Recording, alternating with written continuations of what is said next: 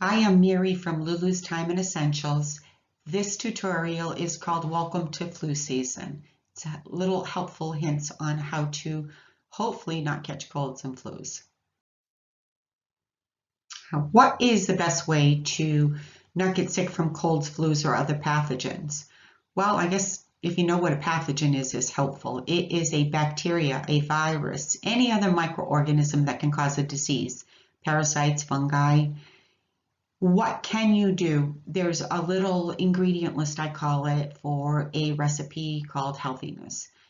Wash your hands, eat a healthy diet, try to get adequate amounts of sleep, de-stress, do something that you like. Chances are, if you are having any symptoms, your body is probably trying to fight off an illness. So one of the other things I like to do is use something to boost my immune system, meaning I use herbs. I like elderberries, and a lot of it is things that have vitamin C in it or other minerals that can help with your immune system. When would you use alcohol-based hand sanitizer? If you don't have soap and water available. It is better than nothing. It is not effective against Clostridium difficile, which is also known as C. diff. It is not effective against the norovirus and some parasites. So if you ever have a choice, always use soap and water. When is it most important to wash your hands? Before, during, and after preparing any food. Before eating, and I was always taught in nursing school, after eating. If you're caring for someone who's sick. And then the rest I kind of lump into if you're going to be touching blood or body fluid. So if you're touching a cut or a wound, if you're going to the bathroom, if you're helping your child go to the bathroom, if you're cleaning up after your child, if you're helping your parents, if you blow your nose, cough, sneeze, if you're touching animals, caring for animals, if you're touching garbage, and if your hands are dirty, wash them with soap and water. So what do you need to know about social distancing, or as what we call in healthcare the 6-foot rule, or as some of us older nurses call the 3-foot rule, is really it has to do about transmission. So the 6-foot rule is a basic rule that is used in healthcare for transmission of what you call droplet transmission. So respiratory pathogens are typically spread either by airborne or by droplet transmission. Really how you gauge that is usually it's the weight. Pathogens they have weight to them. Usually it's microns.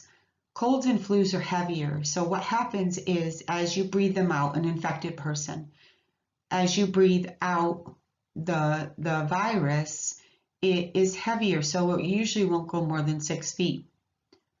If you sneeze, if you cough, will it go further? Well, yeah. So there are things you should do to prevent it from going further.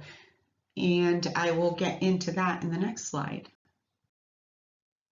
So what can you do to stop the spread of germs? There is actually a tutorial that we do called Breaking the Chain of Infection or the Chain of Infection. It was something that I was taught in nursing school. And I'm sure many people were taught this. It's really steps to take to try preventing the spread of infection. Number 1 on here is wash your hands. Wear a cloth face covering, cover your coughs and sneezes, and socially distance. So those are some things that we can do to try to stop the spread of germs. So I included this slide, and I won't read all of it. I know you can read it. It is what we call droplet precautions. So it is the precautions used if you have a pathogen that is transmitted by droplets. And hopefully this helps you. So if you're interested in using herbs, especially to boost your immune system, there's a couple of different things you can do. You can go on to lulustimesandessentials.com, and there's a section called Ask the Herbalist. You don't have to buy from us. Part of what we will do is try to educate people about what I call the lost art of herbs. You can go on the web, you can buy books. I recommend that you find a recipe that you like and give it a try. I have including my picture of elderberry syrup. It is not in a beautiful jar. It doesn't look like it came out of a magazine, but I made it and it tastes good and I feel that it works for me.